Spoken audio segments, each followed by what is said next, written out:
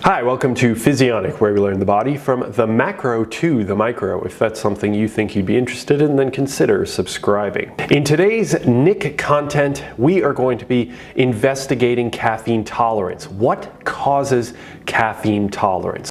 So, if that's what you're here to find out about, then in a short, sweet, science-based piece of content, let's jump into this material.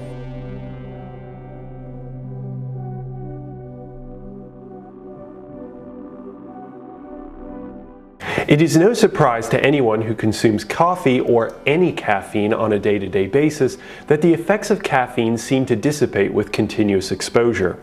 However, how quickly does this happen and why? Tolerance or desensitization to the effects of caffeine happen extremely rapidly, as soon as the first day of consumption. While some research shows incomplete tolerance, meaning some effects are still experienced after the first few days of consumption, other research argues complete tolerance is achieved in the first few days. Regardless, tolerance at any degree is started immediately. This means that more caffeine is needed to get a comparable physiological effect. Although it seems tolerance is consistent in the central nervous system but less consistent in the periphery, as effects can be seen regardless of central tolerance. Caffeine tolerance develops due to three adaptive mechanisms used by the body. As the caffeine molecule is chemically structured similarly to the naturally sleep-inducing molecule adenosine, it readily binds the adenosine receptor on neurons as well as other cells, effectively blocking adenosine from binding its receptor. The lack of binding to the receptor by adenosine leads to greater wakefulness.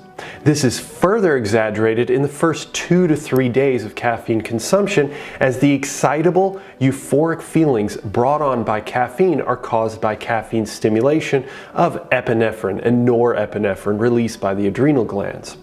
The first adaptation by the body is to synthesize more adenosine receptors, simply allowing more receptors to be placed on the cell membrane, giving circulating adenosine a greater likelihood of binding.